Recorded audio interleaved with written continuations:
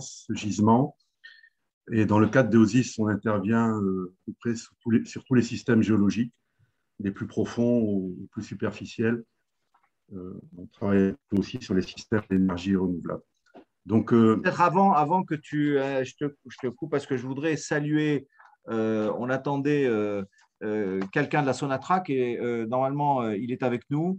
C'est Monsieur Kodja, Monsieur Mohamed Kodja, qui est patron du Centre Recherche et Développement. Normalement, Monsieur Kodja, vous êtes avec nous, n'est-ce pas? Allez, il n'est pas encore arrivé. Bon. Eh bien, écoutez, en tout cas, Patrick, il est censé nous rejoindre en tout cas et assister à ta présentation. Donc, s'il n'est pas, voilà, s'il n'est pas là au début, il arrivera pendant. Donc, tu pourras on pourra peut-être toujours là lui le commenter. solliciter aussi. Okay. Voilà, donc, oui, je ne sais plus où j'en étais. Donc, on était dans alors, Tu par n'avais rapport pas au thème commencé, dont hein, présentation d'Eosis.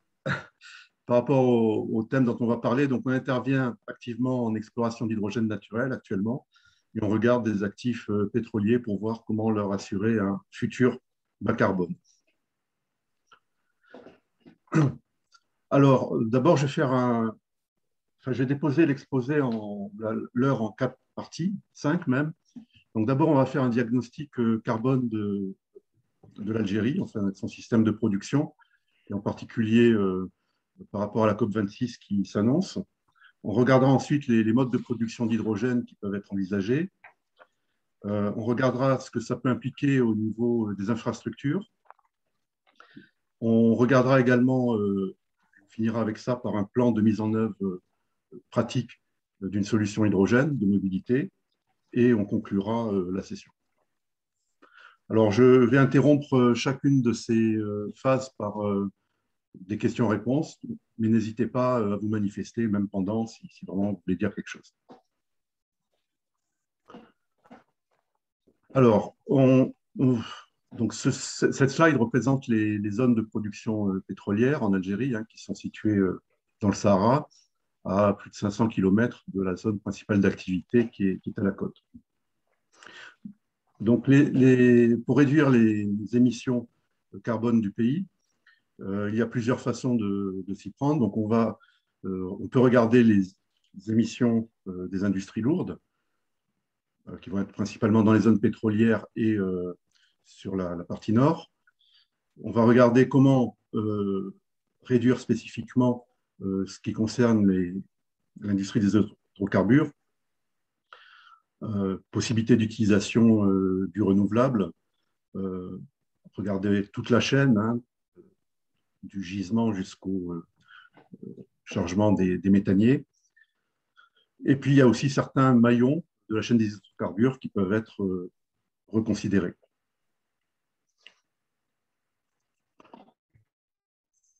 Alors, on va regarder un peu le profil de la production d'hydrocarbures en Algérie.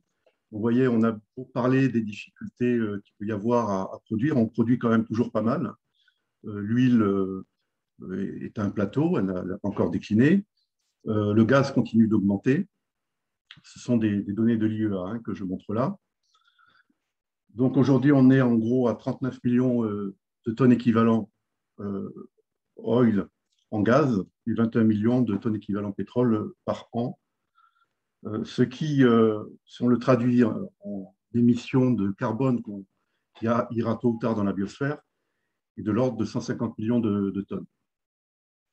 Alors si on souhaitait s'aligner avec ce que de plus en plus de groupes NGO veulent, c'est-à-dire qu'on soit zéro carbone, au coût actuel de stockage du carbone moyen, hein, sachant que ça évolue sur une grande fourchette, de 70 $ par tonne, il faudrait investir 11 milliards, dépenser plutôt 11 milliards de dollars pour être zéro carbone dans cette chaîne actuelle. Les recettes export de gaz, pour donner un ordre de grandeur, sont de l'ordre de 33 milliards de dollars en 2019.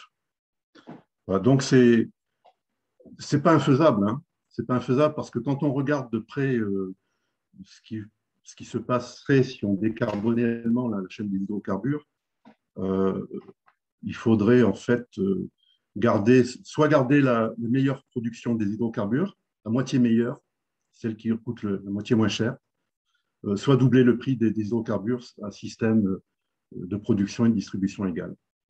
Donc, on sent qu'on peut y arriver, il suffit de répartir l'effort. Et surtout, ces 70$ vont évoluer fortement à la baisse dans les années qui viennent, puisque là, on parle de coûts qui sont sur une vingtaine de réalisations qui ont été faites au cours des 20 dernières années. Un autre point important qu'il faut souligner sur l'Algérie, c'est que vous voyez donc ici la production de gaz naturel. Ce qui est utilisé en interne, alors ce sont des chiffres de l'américaine EIA et ils sont peut-être à revoir plus en détail. Hein. En gros, ce que je veux dire là, c'est que le système de production interne recycle autant de gaz que ce qui est commercialisé. Ce qui est commercialisé, c'est la courbe jaune, et ce qui est en bleu, c'est ce que cette agence américaine nous indique être utilisé dans tout le système. Alors, les données on n'a plus de données à partir de 2015, mais il y a quand même là une piste de réflexion importante à avoir par rapport je dirais, à la reconception complète du système de production algérien. Alors, la réduction de l'empreinte carbone, on peut la faire en agissant donc, en interne dans le pays.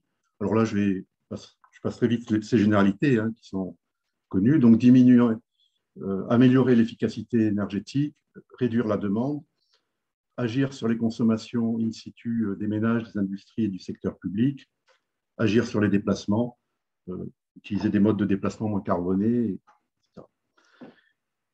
Et ce qu'on mentionnait déjà, substituer dans la production d'énergie fossile du renouvelable et associer au renouvelable de l'hydrogène.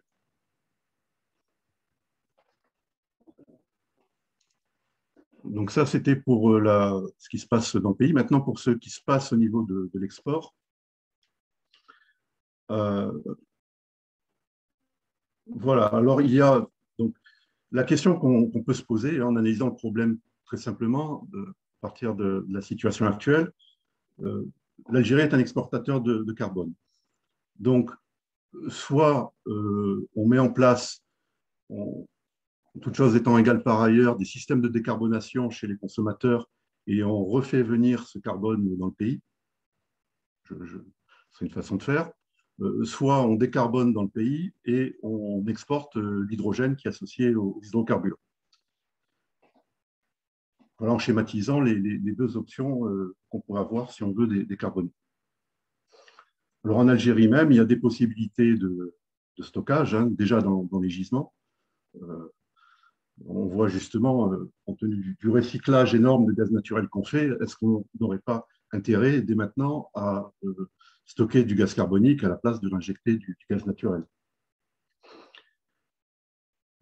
Ce qui ferait d'ailleurs de l'EOR, enfin, ça aurait un certain nombre d'effets positifs importants. Il y a aussi donc, tout ce qui concerne le réaménagement du territoire pour favoriser la capture naturelle, gestion des sols, gestion de nouveaux matériaux de construction et favoriser le transport de matières carbonées ou carbonatées en mer. Alors en parallèle, hors Algérie, qu'est-ce qui peut être fait toujours dans cette vision carbone? C'est mettre en place donc, des infrastructures de carboducs, de carboniers qui récupèrent ce carbone, développer des sociétés d'ingénierie technique, de conseil et de prestation de services auprès des clients. Voilà, donc ça, c'est une vision, je dirais, carbonée de l'affaire. Maintenant, on va voir, ce sera l'objet de la deuxième partie, une vision plutôt hydrogène, mais avant de passer à la vision hydrogène, je vous laisse poser quelques questions.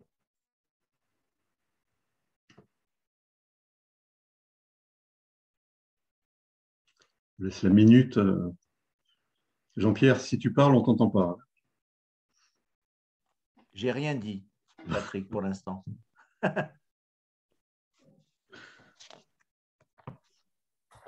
Oui, Patrick, Force JGA, j'ai une question à te poser. S'il s'agit de stocker du CO2 géologiquement dans des gisements. Est-ce qu'on pourrait utiliser des pipes qui vont servir à la production pour les faire tourner faire fonctionner dans le sens inverse, ou est-ce que ça nécessite de mettre en place une autre infrastructure de transport par pipe depuis la côte vers les gisements? Alors, enfin, je ne suis pas spécialiste, hein, je crois qu'il y en a dans mon assistance. À mon avis, à mon humble avis, il faudrait utiliser les infrastructures actuelles où il y a des droits de passage pour créer des pipes CO2 en parallèle. Je vois mal mélanger du méthane et du CO2 dans les mêmes systèmes. Oui, non, Surtout pas que mélanger un système, mais c'est reconvertir certains pipes de gaz naturel à pipes de transport de CO2, comme ça a été fait du côté de Lac, entre Pau et Lac, pour le projet Rousse de Total. voilà, c'est une question à poser, des analyses à faire. Aujourd'hui, on sait probablement certains acteurs les font dans leur bureau, mais on n'a rien qui a émergé là-dessus, le public. Donc, il y aura au moins un inventaire à faire avant de commencer à travailler. Ouais, ouais. C'est un peu comme le mapping dont on parlait tout à l'heure, hein, au niveau professionnel des sociétés. Là, il y aurait vraiment un mapping complet à faire de tout le système de production, compte tenu du paysage nouveau qui s'ouvre actuellement avec le carbone et l'hydrogène. Oui, c'est certain.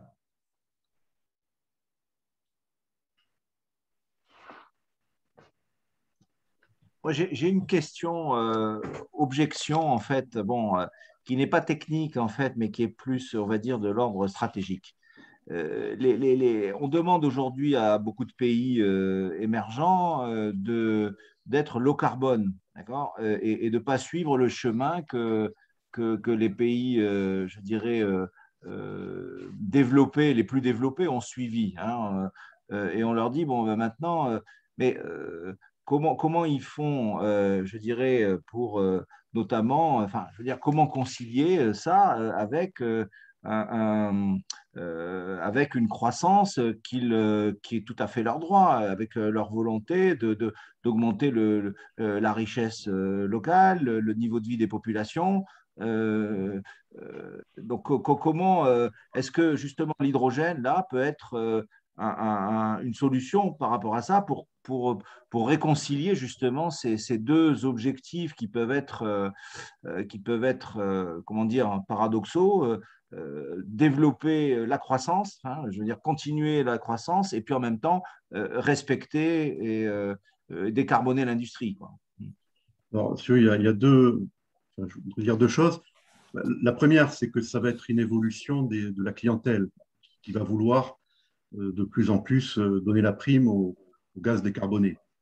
Donc, les marchés vont amener tôt ou tard les producteurs à aller dans ce sens-là.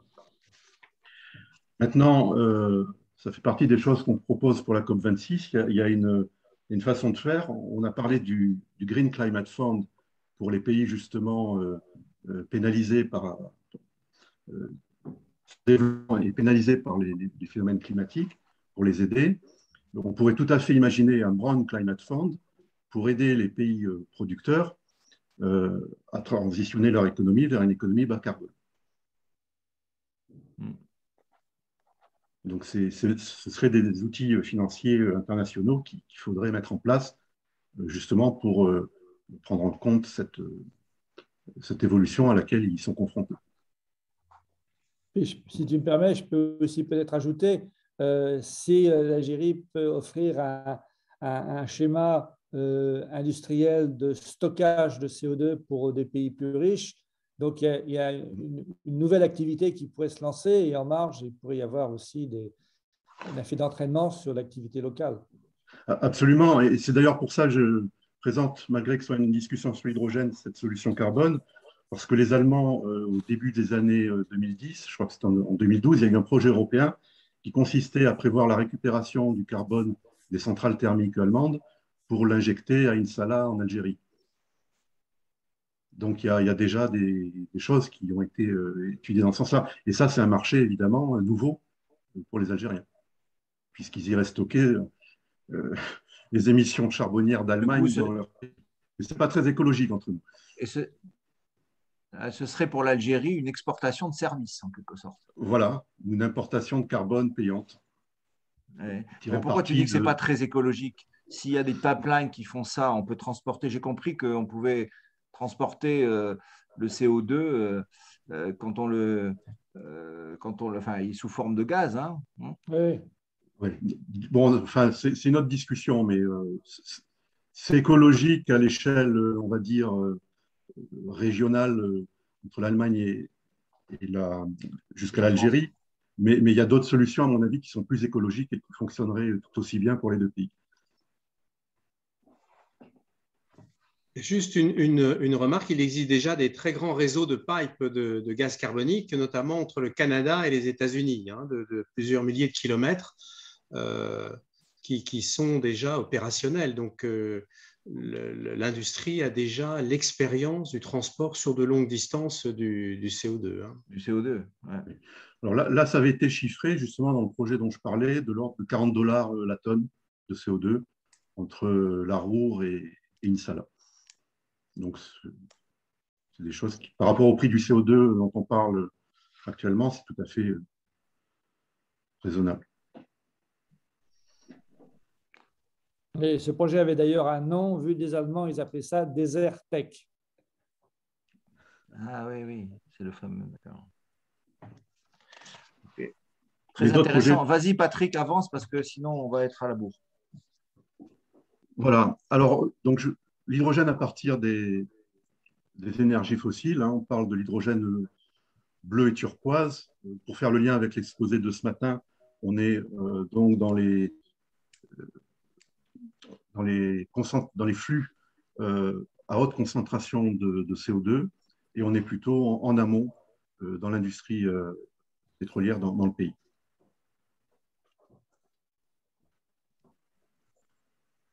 Donc, il y a en fait plusieurs manières de faire ça.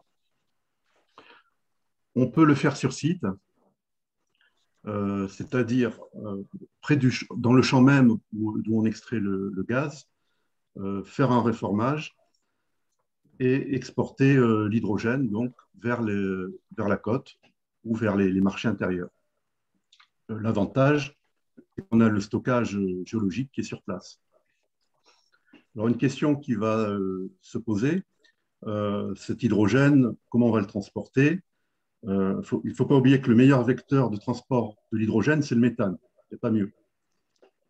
C'est 25% du poids du méthane qui est de l'hydrogène. Le suivant, c'est l'azote, NH3. C'est de l'ordre de 10%, je crois, l'hydrogène là-dedans. Donc l'ammoniac. Et c'est une solution qu'il faut aussi regarder. L'inconvénient de l'hydrogène, c'est qu'il faut le liquéfier si on veut le transporter ou faire des pipes à hydrogène. Et donc, assez rapidement, ça devient relativement cher hein, dès que les distances deviennent suffisamment grandes. Alors que pour l'ammoniac, c'est ce qui est préconisé en fait dès qu'on dépasse plus de 2000 km. L'autre avantage de l'ammoniac produit sur champ, c'est que le coût de stockage du carbone est très faible, beaucoup plus faible que si on fait un SMR. Voilà, donc il y a une réflexion à mener là-dessus. Également, une autre réflexion, elle en est plutôt dans la R&D, c'est de la production in situ d'hydrogène. Donc, on fait le réformage quelque part. C'est une façon, je raccourcis les choses, mais en gros, on fait le réformage dans le gisement. Il y a des gens qui travaillent là-dessus au Canada, qui sont en train de licencier actuellement dans divers pays cette technologie. Il y a des Russes aussi qui travaillent depuis quelques temps, pas mal de temps là-dessus. Et là, on est dans le domaine complet de la R&D pétrolière, mais enfin, il faut le regarder parce que ça peut évoluer. En parallèle aussi, il y a des gens qui font des systèmes bactériens dans les gisements. Voilà. Alors l'autre façon de faire, c'est de prendre le méthane, de l'amener à la côte, comme on fait actuellement, et là, de faire ces infrastructures de conversion en hydrogène dans les raffineries ou dans des centres dédiés, et d'exporter l'hydrogène suivant les consommateurs, soit sous forme liquide, gazeuse, ammoniac, ou composés associés avec des hydrocarbures spécifiques. Voilà. Donc, il y a en fait une multiplicité d'options aujourd'hui qui vont dépendre à la fois du marché intérieur et du marché énergétique futur, tel qu'il va se dessiner. Donc voilà pour l'hydrogène issu des hydrocarbures. Alors, sachant que l'Algérie a également un très fort potentiel en hydrogène vert, hein, donc dérivé du solaire, donc soit par électrolyse, soit également, il y a quelque chose, vous voyez, il y a une zone d'Algérie où il y a particulièrement plus de rayonnement solaire, là bien au sud, où on pourrait faire de la thermolyse, qui est thermodynamiquement plus intéressante que l'électrolyse. C'est-à-dire on craque avec de la chaleur, à très haute chaleur, des molécules d'eau. Bien sûr, il y a l'éolien dans certaines zones qui peut être utilisé, et également la géothermie peut être envisagée dans d'autres endroits. Alors, quand on dit de l'hydrogène, ça peut être aussi de l'électricité. Hein. Les deux sont... C'est la même chose, quelque part, au moment de la production. Donc, par rapport à cet hydrogène je veux dire, local, qui peut être généré pratiquement partout, on recommande d'adopter une approche territoriale et résiliente, c'est-à-dire, voilà, qu'est-ce qu'on peut faire localement en dépendant le minimum de l'extérieur qui puisse perdurer une génération ou plus. Donc, il vaut mieux privilégier et mailler le local plutôt que travailler sur le lointain.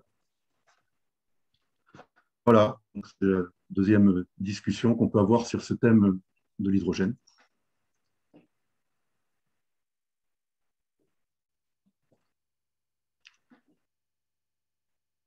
Donc, il y a énormément d'options en fait, qui s'ouvrent aujourd'hui et il y aurait besoin en fait, d'un regard global pour accompagner tous les acteurs privés qui agissent actuellement dans leur coin. Une remarque sur le transport de l'hydrogène. Il y a déjà plusieurs milliers de kilomètres de canalisation d'hydrogène. Le groupe Air Liquide dont je suis issu, on a déjà 2000 qui sont des canalisations à 100 bars, hein, le standard de transport. Elles sont en effet assez coûteuses, hein, mais c'est aussi une technologie que l'industrie mondiale possède très bien, avec quelques difficultés liées à l'hydrogène, puisque vous savez que l'hydrogène fragilise des aciers et que plus l'acier est résistant, plus il est sensible à la fragilisation par l'hydrogène. Donc, il faut des aciers basse résistance et il y a toute une technologie des vannes pour le transport d'hydrogène. Mais il faut savoir que l'industrie mondiale possède cette technologie.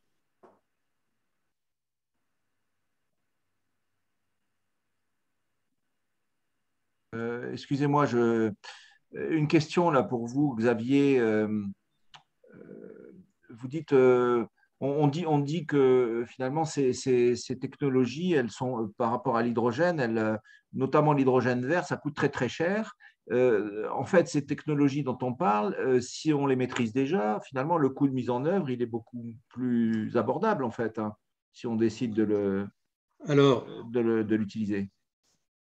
On a déjà quelques chiffres disponibles sur les coûts de production de l'hydrogène vert, hein, notamment par électrolyse alimentée par des panneaux photovoltaïques. Et on arrive à des coûts qui sont de l'ordre de 4 € du kilo, hein, avec des très grandes centrales photovoltaïques, par exemple dans le sud de la France, compte tenu de l'ensoleillement de ces régions. Pour vous donner un ordre de grandeur, l'hydrogène gris dont a parlé Patrick, qui est l'hydrogène produit par le réformage du méthane, c'est plutôt 1,5 € du kilo. Donc il y a encore un gap, hein, il y a encore un gap entre les deux, mais qui n'est pas insurmontable. On a déjà fait chuter le prix de l'hydrogène vert de façon considérable. Ce gap peut être comblé de plusieurs façons. D'abord en allant de plus en plus vers le sud avec des rendements photovoltaïques meilleurs. Encore faut-il à ce moment-là qu'on produise l'hydrogène dans des zones un peu lointaines, des zones de consommation. Donc on retombe sur le problème déjà évoqué des canalisations. Et puis, il y a l'augmentation du rendement des panneaux photovoltaïques qui n'ont pas dit leur dernier mot, et aussi la réduction du coût des électrolyseurs. Ça, c'est un point. Donc, on peut encore probablement réduire le coût de production de l'hydrogène vert. Et puis, ce qui peut se passer aussi, c'est que l'hydrogène gris va commencer à supporter les taxes d'émission de CO2, ce qui n'est pas encore le cas pleinement. Ouais. Et même aller vers probablement, on peut imaginer qu'il y ait dans certains pays des réglementations qui interdisent par exemple la construction d'un nouveau SMR, un nouveau réacteur de réformage de méthane pour fabriquer de l'hydrogène, en disant écoutez, non, il y a des technologies vertes qui existent, n'acceptons plus la construction de SMR à partir de méthane. Donc on voit qu'il y a encore un gap, 1,5 à 4 euros du kilo, mais qu'il peut y avoir toute une série d'éléments qui peuvent faire réduire ce gap, à la fois en augmentant le prix de SMR gris et en baissant le prix de l'hydrogène gris, pardon, et en faisant baisser le prix de l'hydrogène vert. Dans les prévisions qui sont faites, à quel moment les deux prix vont se rejoindre? Oui, enfin, avant. Là malheureusement, on n'en sait rien. Ce qu'il faut savoir, c'est qu'il y a énormément de projets d'hydrogène vert dans le monde actuellement. Il y a plus de 200 projets d'hydrogène vert, mais qui sont beaucoup encore à l'état de projet, puisqu'ils ne sont pas, comme vous l'avez compris, rentables économiquement. Donc, il est nécessaire d'avoir une subvention, d'où tous les programmes de subvention qui sont apparus en Europe, en France, en Angleterre, en Allemagne, pour combler ce gap actuellement. Et c'est comme toutes les technologies, petit à petit, on espère qu'en développant ces technologies à l'aide de subventions, on va faire chuter le coût jusqu'à l'amener à un coût véritablement économique. Alors oui, à ça, quand même, je voudrais ajouter deux choses. On parle surtout, nous, d'hydrogène bleu, pas vraiment d'hydrogène gris, c'est-à-dire que dans les projets qu'on préconise, c'est qu'on regarde en même temps la séquestration du carbone que la production d'hydrogène. Et d'ailleurs, un des points forts de ce qui peut être fait en Algérie, c'est que ce coût de séquestration est d'autant plus faible qu'on se rapproche du gisement, puisqu'on peut travailler sur des teneurs d'effluents de plus en plus élevées, d'une part. L'autre aspect concernant l'hydrogène vert, c'est qu'il n'y a pas que le coût qu'il faut regarder, il faut aussi regarder de manière plus globale l'empreinte spatiale de ces parcs solaires qu'il faut. Alors bon, on peut avoir aussi d'autres énergies vertes que le solaire, mais c'est quand même un point important. Et également la disponibilité en eau et en eau douce. C'est vrai. Donc, et ça peut poser question dans le désert algérien, ou du moins à court terme, une des solutions les plus viables pourrait être de terminer l'exploitation des champs pétroliers et gaziers qu'on a encore pour quelques belles dizaines d'années, jusqu'à ce qu'on ait trouvé des moyens de faire de l'hydrogène, peut-être thermosolaire, enfin des moyens voilà, de faire cet hydrogène sans avoir recours aux fossiles. Tout à fait vrai que le facteur limitant devient l'eau douce. Hein. Ça, c'est sûr. Alors, et n'oublions pas l'hydrogène naturel, qui pour l'instant, c'est le grand point d'interrogation qui fait beaucoup de buzz dans certains médias, mais pour lequel il y a zéro donnée. Patrick, j'ai une question peut-être un peu candide, mais tu disais tout à l'heure la thermolyse est plus efficace que l'électrolyse potentiellement dans les régions où il fait très chaud. Comment tu fais pour trouver de l'eau dans les régions désertiques? Justement, c'est ça le problème, il n'y a pas d'eau. Donc, comment tu fais pour craquer des molécules d'eau dans des régions où il n'y a pas d'eau?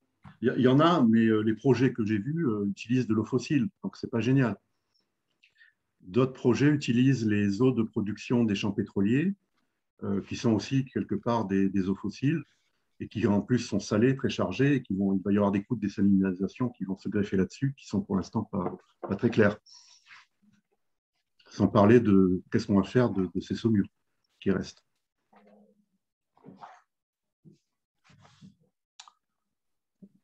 Voilà, donc une fois de plus, il faut avoir une approche globale sur tout ça. Tout à fait, oui. Donc aujourd'hui, on voit des pilotes de tous les côtés, mais il va arriver un moment où il va falloir bien coordonner tout ça.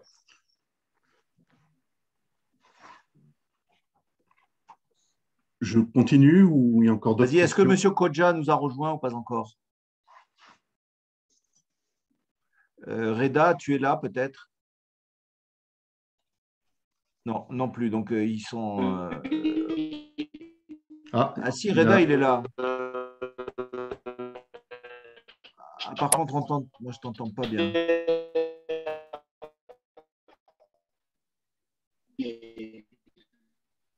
Reda, je t'entends pas, en fait. Pierre, tu me reçois?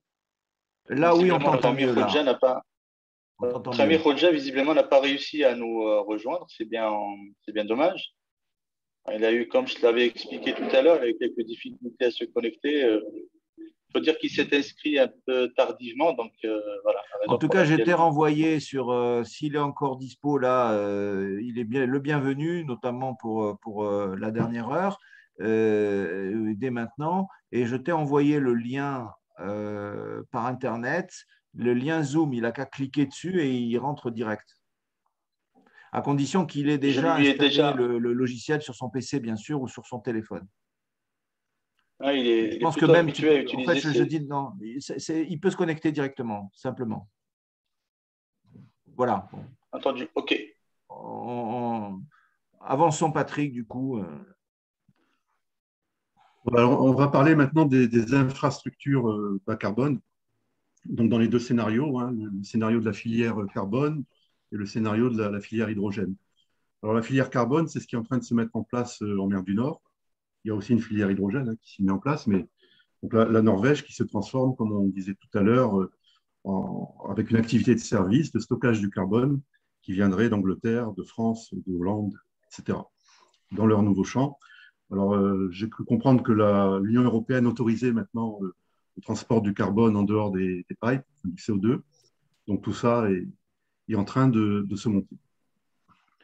On voit, alors, côté plus hydrogène maintenant, par exemple, entre les États-Unis et le Chili, des parcs solaires au Chili qui feraient de l'hydrogène par électrolyse et qui alimenteraient par des navires les États-Unis. Alors, là, apparemment, c'est de l'hydrogène liquide qui est envisagé. Même chose entre l'Arabie saoudite et l'Europe, où on a, je crois, pareil, de l'hydrogène liquide envisagé par des bateaux. Pardon, c'était de l'ammoniac qui était envisagé entre le Chili et les États-Unis, l'hydrogène liquide entre l'Arabie saoudite et l'Europe, et entre l'Australie et la Corée ou le Japon d'ailleurs, hein, on a à peu près tout qui est envisagé, l'ammoniac, le liquide et le LOHC, voilà, qui est un hydrocarbure dans lequel l'hydrogène se charge, c'est dissous. Alors maintenant, raisonnons par rapport à l'Algérie. Alors il y a déjà des projets qui sont à l'étude hein, de faire des pipes hydrogène. Je crois que c'est des organismes liés à l'Union européenne qui ont fait ça, où il s'avère qu'on peut amener de l'hydrogène à un coût moindre que de l'essence, je crois que c'est en Angleterre ou dans un pays européen. J'ai vu passer ça récemment. L'autre façon de faire, c'est d'augmenter la teneur en hydrogène dans les pipes de méthane actuelles. On a parlé de faire des pipes d'ammoniac.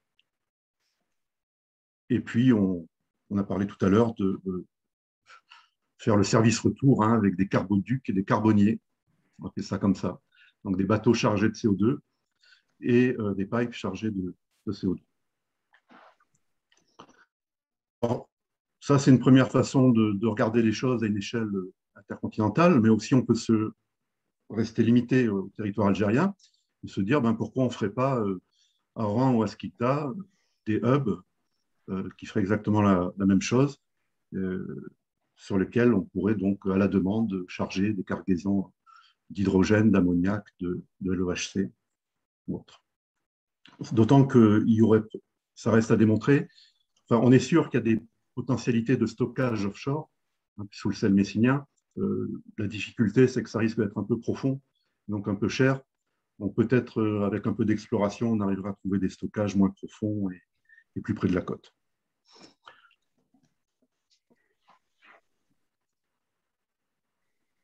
Voilà, donc c'est pour expliquer ce qui peut être fait également sur le territoire algérien. Hein. Donc, tout ceci peut être décliné à l'échelon local. Et la filière hydrogène avec de l'ammoniac est particulièrement étudiée dans des pays comme la Grande-Bretagne, hein, où ils préconisent de faire des réseaux d'ammoniac avec des moteurs à ammoniac et des centres de production d'hydrogène basés sur un craquage de l'ammoniac. Donc c'est en pleine ébullition. Hein. Aujourd'hui, on ne peut pas s'arrêter sur une solution particulière. Il faut vraiment analyser et faire des pilotes qui valident telle ou telle solution. Voilà, par rapport aux infrastructures qui s'annoncent.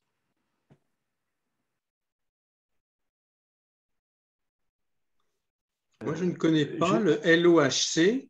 C'est la première fois que j'entends cet hydrocarbure, qui a l'air d'être un hydrocarbure qui permet de dissoudre de l'hydrogène, si j'ai bien compris. Enfin, qui est plus riche. En fait, c'est une molécule benzénique qui a de l'hydrogène qui s'accroche dans ces réseaux. Je ne sais plus le terme. Enfin. Voilà, c'est lié à ce genre de choses. D'accord, donc c'est un captage chimique, ce n'est pas une dissolution physique. Non, c'est un captage chimique. Hein. D'accord. Quel est le rapport entre… est-ce qu'on ne marche pas sur la tête là, quand on veut utiliser des bateaux pour ramener du CO2 ? Parce que d'un côté, si tu as un cargo qui consomme au fuel et de l'autre côté et qui transporte du CO2, est-ce qu'on n'est pas… est-ce que ce n'est pas un peu bizarre ? C'est étudié vraiment au cas par cas et puis dans une vision dynamique. Hein. Il peut y avoir des solutions transitoires où on arrive à régler rapidement les problèmes carbone grâce à du cabotage avant qu'un pipe soit mis en place. Tout ça va vraiment dépendre des circonstances. Puis il y a déjà des bateaux de ce type-là qui existent. La société Yara, qui est une société norvégienne, sauf erreur, a déjà des bateaux de ce type. Absolument, c'est ce que je voulais dire. Yara, anciennement Norsk Hydro, distribuait du CO2 partant de Norvège vers l'Europe par des bateaux de cabotage, exactement comme dit Patrick. Et ces bateaux, par exemple, arrivaient dans l'estuaire de Nantes et les camions venaient se charger directement sur le bateau pour le CO2 qu'on met dans le Coca-Cola, par exemple. Donc, il y a déjà une expérience industrielle, ça fonctionne assez bien. En fait, ce qui se dit, c'est qu'en gros, le LPG, donc le gaz de pétrole liquéfié, le CO2, l'ammoniac, c'est à peu près des produits qui peuvent quasiment s'interchanger avec les mêmes infrastructures industrielles.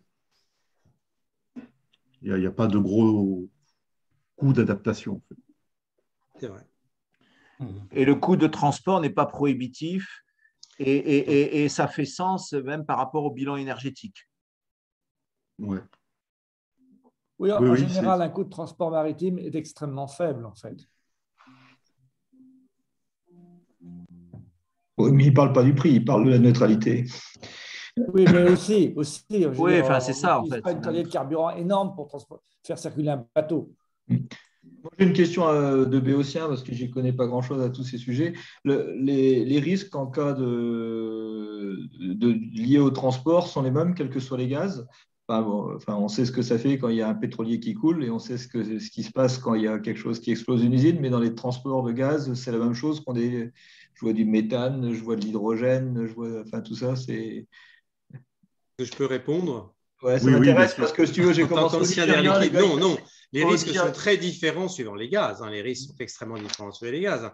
Un transport de CO2 est assez anodin, un transport d'azote liquide relativement anodin, un transport d'oxygène liquide plus difficile puisque tout s'enflamme plus facilement.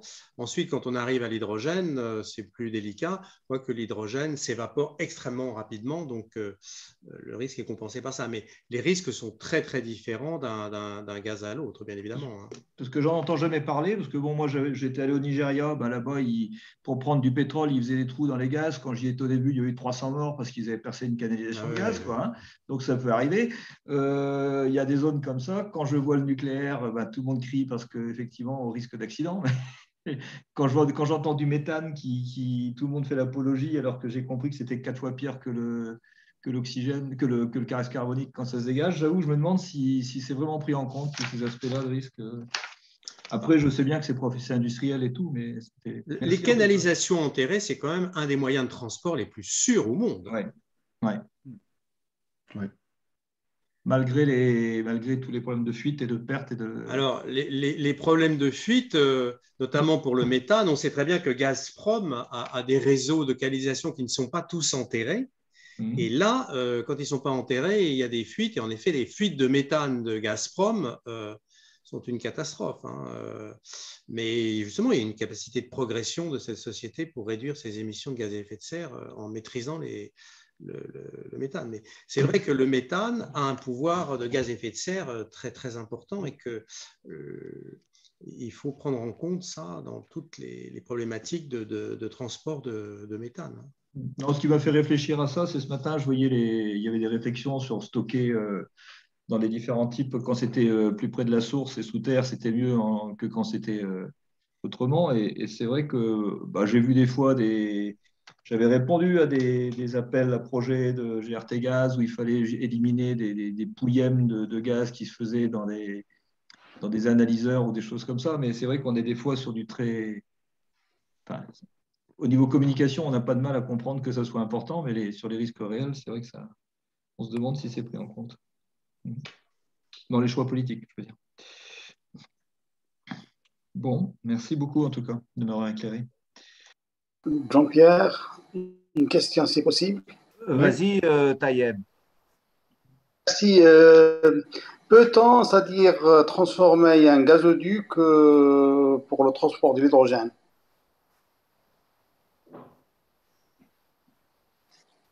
Je te laisse répondre, Xavier. C'est une question très, très importante, majeure, et dont la réponse n'est pas facile parce que normalement, les aciers ne sont pas les bons aciers. On peut, comme vous le savez, mettre un peu d'hydrogène dans du méthane. On dit qu'on peut monter à 6%, 10% hein, pour le transporter. Mais si on passe à une canalisation pure hydrogène, j'ai bien peur qu'une canalisation standard de méthane ne soit pas utilisable, sauf à y faire un revêtement intérieur. Et il y a des technologies qui permettent de faire des revêtements intérieurs à ce moment-là qui isolent le gaz de l'acier qui peut être fragilisé par l'hydrogène. Donc la question est très importante, elle est même majeure, mais la réponse n'est pas facile et dépend des canalisations, dépend des traitements qu'on peut faire. François, peut-être aussi tu as des éléments là-dessus. Je vais juste dire, par exemple, il y avait des études qui ont été faites pour réutiliser des canalisations de gaz liquéfié, donc avec 9% de nickel, à moins 160 degrés pour le gaz liquéfié, et il y avait des gros problèmes de fragilité pour l'hydrogène. Donc, il fallait effectivement refaire un revêtement interne. On peut aussi faire un pipe qui est parallèle, qui utilise la servitude du pipe existant. Tout à fait. Généralement, oui. c'est ce que l'on fait. Ce qui est le plus cher, vous le savez, c'est la souille, c'est le fait d'avoir réservé l'espace par une servitude. Doubler un pipe par un autre est beaucoup moins cher une fois qu'on a la servitude sur des longues distances. Ça, je suis tout à fait d'accord. C'est souvent la solution la plus simple. Donc, il y a le pipe lui-même, mais il y a aussi tous les équipements de vannes et autres. Et là, malheureusement, je crois qu'il faut en général complètement les changer. Ah oui, non, là ce n'est pas possible. Là, il faut les changer. Je crois que c'est 10 à 20% hein, le coût de réhabilitation d'un pipe, ou 10 et 30 pour le passer à l'hydrogène quand les diamètres le permettent.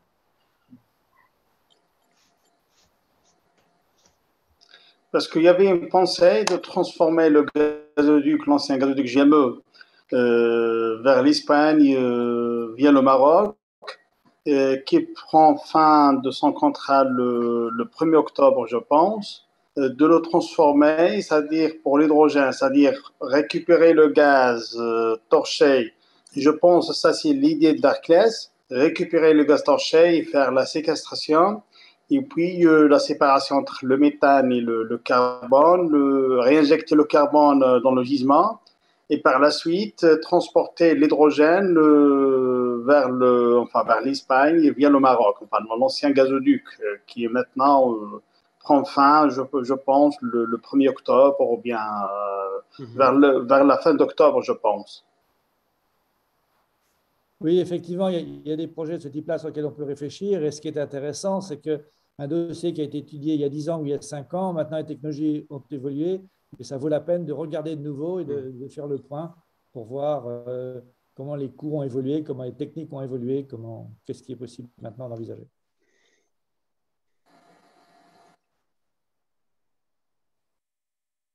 Est-ce que je continue, Jean-Pierre, ou il y a d'autres questions peut-être? Et je passe. Vas-y, continue s'il n'y a pas d'autres. Donc je passe la parole à Xavier, en fait, qui prend le relais.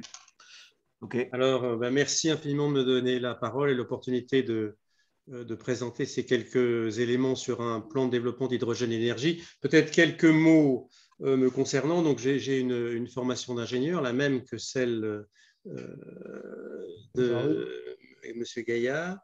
Et j'ai un long parcours dans le groupe Air Liquide qui, comme beaucoup d'entre vous le savent, est le leader mondial des gaz industriels, c'est-à-dire soit les gaz issus de l'air atmosphérique qui nous entoure, oxygène, azote, argon, soit des gaz comme l'hydrogène et l'hélium.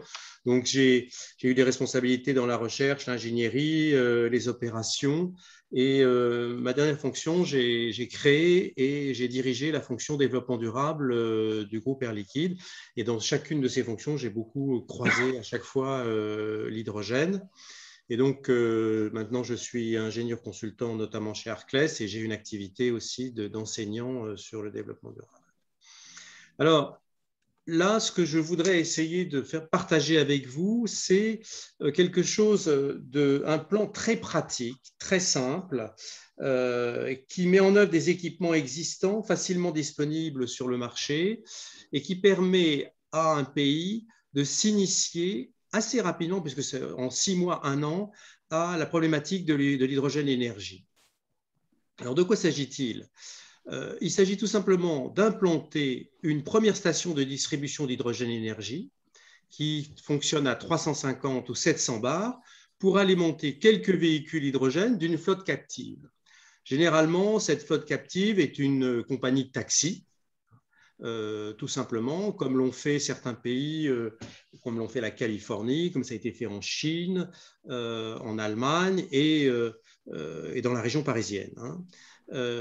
Et généralement, cette station d'hydrogène, il est facile de l'installer dans le grand aéroport du pays. On pourrait imaginer en Algérie de l'installer à l'aéroport Ouari Boumedienne, puisque les taxis viennent forcément, hein, et puis on est dans une zone où on peut avoir une assistance technique assez facile et une zone un peu protégée, puisque l'hydrogène est quand même un produit sensible, même si ce n'est pas plus dangereux que l'essence, les dangers sont différents.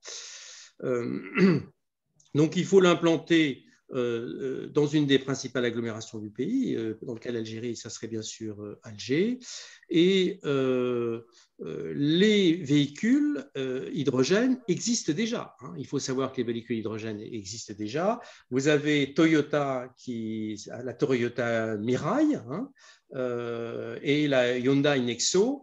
Le total des véhicules déjà vendus est d'environ 20 000. Si on totalise ces deux marques, ce sont des véhicules de série, des petites séries, mais des séries quand même, hein, et dans lesquelles on peut stocker 5 kg d'hydrogène, 5 à 6 kg d'hydrogène. Vous savez qu'il faut 1 kg d'hydrogène pour faire 100 km. Donc, on a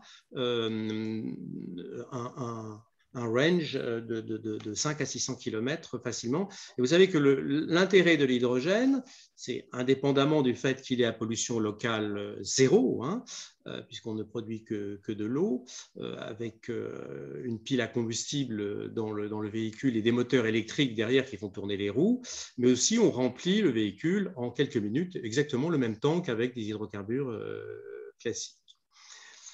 Alors, la première étape que je proposerai, c'est d'alimenter cette station hydrogène tout simplement comme l'ont fait les Américains ou les Français ou les Chinois, à partir de bouteilles d'hydrogène produites par un producteur de gaz local. Hein. Si on reprend l'exemple de l'Algérie, le groupe Linde, le groupe Air Liquide et peut-être d'autres producteurs produisent déjà de l'hydrogène qui, en bouteilles ou en ce qu'on appelle en cadre, c'est-à-dire en paquet de bouteilles, permettent d'alimenter la station. Donc, ça permet de créer déjà un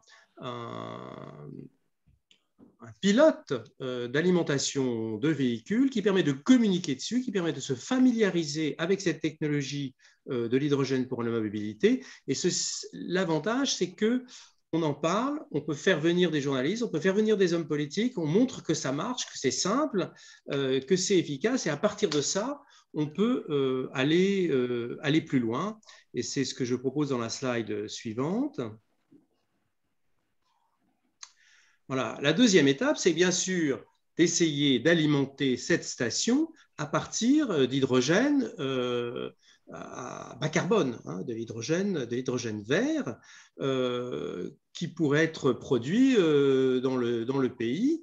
Alors, soit un électrolyseur alimenté en électricité produite par des énergies renouvelables, soit directement en énergie renouvelable avec un parc photovoltaïque à proximité de l'électrolyseur, soit simplement par des contrats hein, avec de l'électricité verte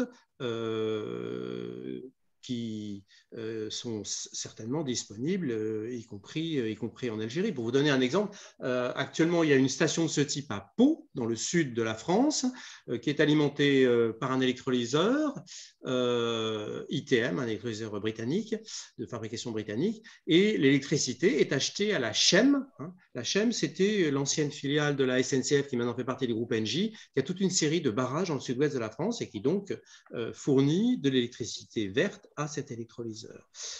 Ça, c'est la solution classique qui existe déjà, mais dans un grand pays producteur d'hydrocarbures comme l'Algérie, ça serait, et ça a été évoqué par Patrick Portelendo tout à l'heure, c'est de capter et séquestrer le CO2 émis par une unité de production pétrochimique d'hydrogène, une unité de cracking à la vapeur de méthane, un SMR, comme vous savez, dans une raffinerie, et l'hydrogène ainsi produit, souvent appelé hydrogène bleu.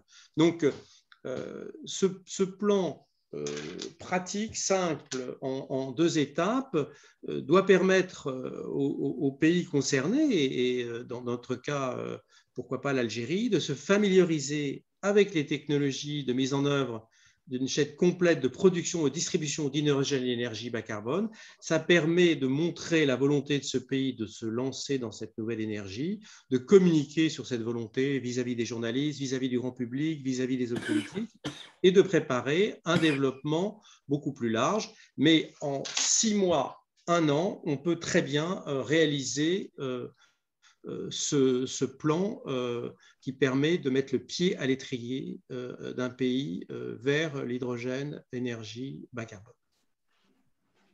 Ça coûte combien, Xavier? Alors, une station hydrogène qui fait 50 kg par jour, c'est-à-dire qu'on permet de remplir 10 véhicules par jour, hein, puisqu'un plein c'est 5 kg, ça coûte 250 000 à 300 000 euros actuellement. Hein. Donc, un véhicule hydrogène, parce qu'il faut aussi en tenir compte, ça coûte 80 000 euros, c'est-à-dire c'est plus cher qu'un véhicule normal. On passe de 50 000 à 80 000 euros. Hein. Le gap existe, il n'est pas considérable. Donc, si on met 10 véhicules à 80 000 euros, ça fait 800 000 euros, plus une station hydrogène, plus ça fait 1 million, avec 1 million d'euros, on peut très bien lancer une telle opération. Bien évidemment, on arrive à des prix de carburant qui sont de l'ordre de 9 euros du kilo d'hydrogène.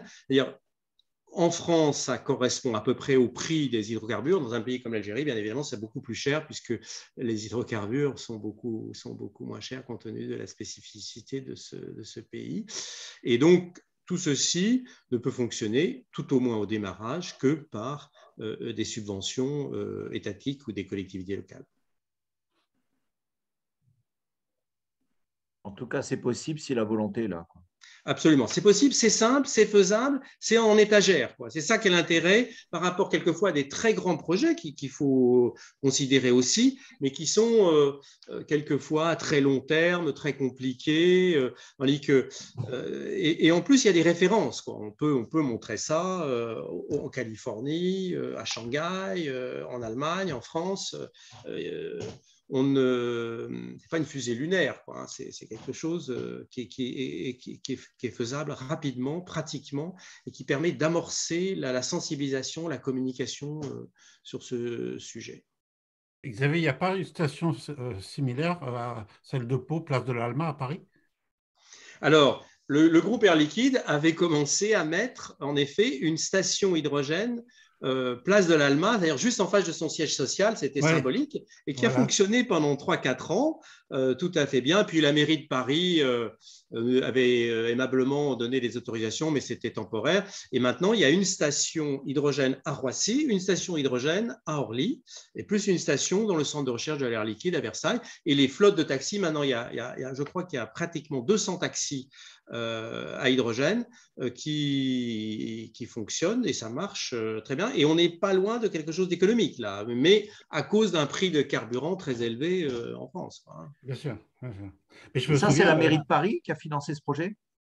Non, ce projet, là, comme on n'est pas loin de l'équilibre économique, ce projet a été un peu subventionné par Air Liquide, mais pas tellement finalement. On n'est pas loin de l'équilibre économique. Aéroport de Paris aussi a donné des facilités. Il y a une conjonction, mais on n'est pas loin de l'équilibre économique dans les circonstances d'un coût de carburant très élevé, quoi. Et moi, je me souviens avoir vu des touristes prendre en même temps en photo les taxis qui se faisaient recharger en hydrogène place de l'Alma et la Tour Eiffel. Oui, absolument. Donc, il y a un très bon effet marketing aussi, hein. Oui. Et en plus, c'était en face de notre siège, quoi. Et en plus, c'était pour montrer que ce n'est pas dangereux. C'est pas dangereux. Exactement. Non, mais exactement. C'était ça. C'est pas dangereux. Il y a des technologies à maîtriser, mais qui sont parfaitement connues. Et ce n'est pas du tout quelque chose d'exceptionnel, hein. Les grands gaziers mondiaux comme Linde, comme Air Liquide, ça fait 50 ans qu'ils manipulent l'hydrogène et il n'y a jamais eu de grosses catastrophes. Il y a eu des petits incidents, mais comme dans toute activité industrielle, hein. Xavier, il y a une question de Eric Martinez sur les données de consommation moyenne d'un véhicule hydrogène. Oui. Un véhicule hydrogène, une voiture standard, c'est 1 kg d'hydrogène aux 100 km. Et un camion, c'est environ 10 kg d'hydrogène aux 100 km. On pourrait proposer à des sociétés comme Total ou Sonatrach, d'autres opérateurs pétroliers aussi, de mettre eux-mêmes des centres, enfin des stations de démonstration. Bien sûr. Et s'il faut, si en cohérence avec la méthodologie là, que Xavier vous présentiez, finalement, ici, il faut une flotte captive, comme vous avez dit. Et ça peut être effectivement des flottes captives. On peut en trouver chez les grands opérateurs, on peut en trouver dans des grandes municipalités, on peut en trouver minières. Des grands acteurs de ce type-là, quoi, hein. C'est pas obligatoirement un État, en fait, hein. Bien sûr, ça peut être la municipalité d'Alger. Il n'y a pas que des sociétés de taxis, les sociétés de taxis, mais il faut une flotte captive pour que on repasse. Au début, on ne met qu'une pompe, hein, donc il faut revenir à la pompe, quoi, hein. C'est le point de départ, hein. On va voir si les maires d'Alger, d'Oran et de Constantine sont d'accord. Je serais très heureux de pouvoir, je serais honoré même de leur présenter ça. Hein. Ils auront peut-être notre communication via, parce qu'on va partager tout ça, enfin un certain morceau seulement avec votre autorisation. Nous les partagerons et ces messages leur arriveront peut-être. Est-ce que tu conclus, Patrick? Voilà, donc très rapidement. Donc l'enjeu en fait aujourd'hui, c'est d'adapter et de rendre flexible l'outil industriel existant, un important outil industriel qu'il faut vraiment valoriser.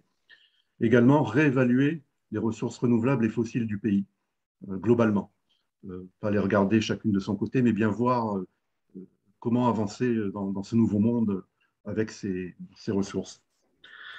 Et tout ça pour assurer une autosuffisance et une résilience énergétique d'abord à une maille territoriale, qui permettra ensuite de consolider les activités d'export et également donc, de regarder ce qui peut être fait au niveau des services et d'export d'énergie décarbonée. Voilà. Alors, tout ça appelle un énorme effort de R&D.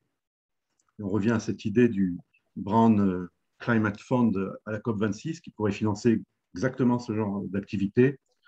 Donc, une réingénierie des processus industriels qui émettent du CO2 à faible teneur en processus permettant sa capture à haute teneur, donc sidérurgie, cimenterie, pétrochimie, production d'hydrogène et d'ammoniac sur les champs ou dans les gisements, potentialité de l'EOR, CO2 et OR++, donc ça c'est d'autres choses dont on pourra parler une autre fois, capture des fuites de méthane le long de la chaîne de production, de transport, de traitement, là il y a énormément à faire, doublement ou conversion de l'infrastructure méthane en infrastructure hydrogène, ammoniac et CO2, des hubs avec ces mêmes matériaux, peut-être à Arzou et à Skikda, et puis également une gestion du territoire qui permette l'absorption du carbone et son transport, ainsi que de matières qui favorisent la photosynthèse, le phytoplancton, son transport dans la Méditerranée, qui peut bénéficier de tout ça, si c'est bien fait. Voilà. Ça, ce sont des idées en fait que tu proposes, des suggestions que tu proposes en Algérie aujourd'hui, qui pourraient être mises en œuvre, ça? Tout à fait. Et qui pourraient bénéficier, je pense, assez facilement de cofinancements internationaux. J'ai un petit commentaire à faire. Donc, Patrick, tu as présenté d'une façon assez complète l'état des connaissances, l'état des lieux, voire même les recommandations. Moi, il me semble qu'il manque une feuille de route. Est-ce qu'il y a une feuille de route hydrogène en Algérie? Tu l'as proposé en Mauritanie avec Engie, donc tu sais très bien de quoi il s'agit. C'est peut-être l'opportunité. Et le deuxième sujet, c'est évidemment, il y a des recherches en cours en Algérie. Il y a un commissariat énergie renouvelable et efficacité énergétique. Il y a un ministère de la transition énergétique et énergie renouvelable. Il y a un centre de développement des énergies renouvelables. Il y a l'École nationale des énergies renouvelables qui a un projet de recherche sur l'hydrogène avec la Sonatrach.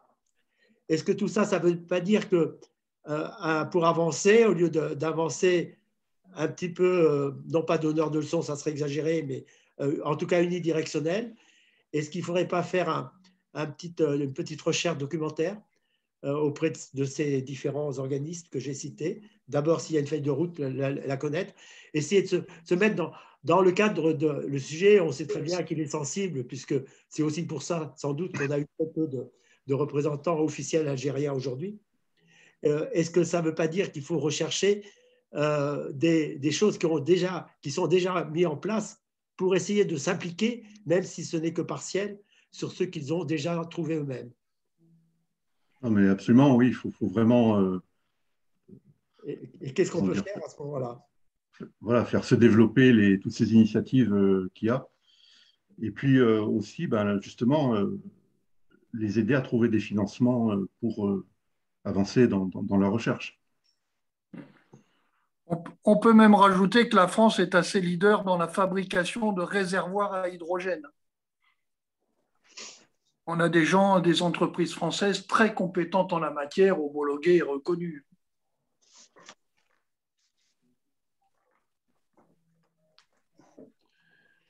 En tout cas, la volonté est là de notre côté.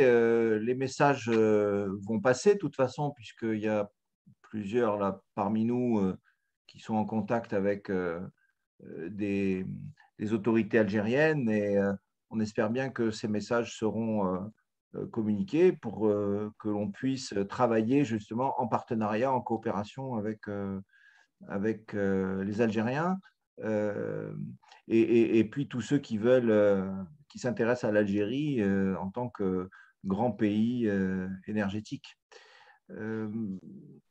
Est-ce que quelqu'un veut réagir Oui, là encore sur ce Jean-Pierre, sujet de l'hydrogène? Jean-Pierre, Jean-Pierre, je peux dire un mot? Vas-y, Tayeb, on t'entend.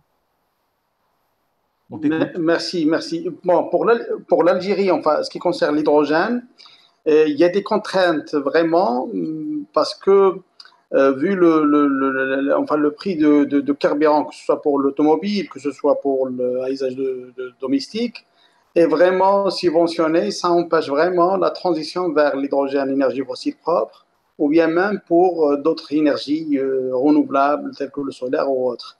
C'est vraiment c'est une contrainte de faire le passage. C'est-à-dire maintenant, même si John lui dit que il y a le Haut Commissariat des ENR, il y a plusieurs organismes, il y a un ministère pour la transition et la transition énergétique et tout, mais les contraintes, enfin l'empêchement, c'est le prix qui est vraiment subventionné et il est trop subventionné, c'est-à-dire c'est une contrainte pour faire bouger les choses, quoi. Alors, Tayeb, par rapport à ça, en fait, si on fait de l'hydrogène bleu, il sera automatiquement subventionné puisqu'il viendra de ces mêmes énergies qui sont subventionnées. Oui, c'est des choix Oui, en mais, tout cas à discuter. Le choix du oui, mais même si on prend par exemple, comme il a dit Xavier, c'est-à-dire le véhicule hydrogène coûte vers 80 000 euros et ça c'est vraiment cher pour ceux qui possèdent le parc automobile en Algérie. Dans ce cas, c'est un empêchement pour cette transition, quoi. Ouais. Non, mais, enfin, moi, mon avis là-dessus, c'est qu'il y a des freins économiques. Xavier, on t'entend pas. C'est à court terme, mais pour le court terme. Mais là, l'hydrogène, c'est une solution pour le moyen terme. Alors, dans certains cas, on peut Oui, parce que nous, on produit de l'hydrogène comme résidu au niveau des raffineries d'Aerzo, on produit de l'hydrogène, mais comme résidu. C'est-à-dire, si on peut, par exemple, à travers l'hydrogène, on produit de l'électricité directement. Ça sera peut-être c'est beaucoup plus valorisé et c'est mieux parce que maintenant, on possède pas un process hydrogène, que ce soit pour la distribution, la production ou bien même pour faire rouler le parc automobile ou bien même pour les bateaux, enfin, l'attraction des trains, les trains à hydrogène et tout. Dans ce cas, il y a tout un process qu'il faut monter et ça coûte cher vraiment. Et je pense que l'hydrogène a sa part, mais pour la production d'électricité, si c'est possible. Il faut regarder.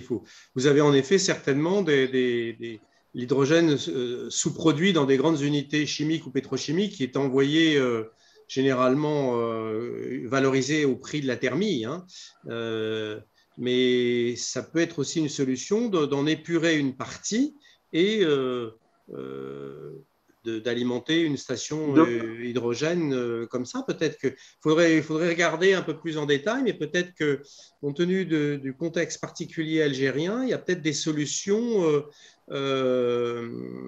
qui peuvent être plus positives qu'on ne pense. Hein. D'où l'intérêt de faire une feuille de route. Oui, c'est ça. Ouais. En tout cas, un des objectifs là, de tous ces ateliers, c'est justement d'engager les conversations et les échanges et de provoquer donc des consultations, des réflexions.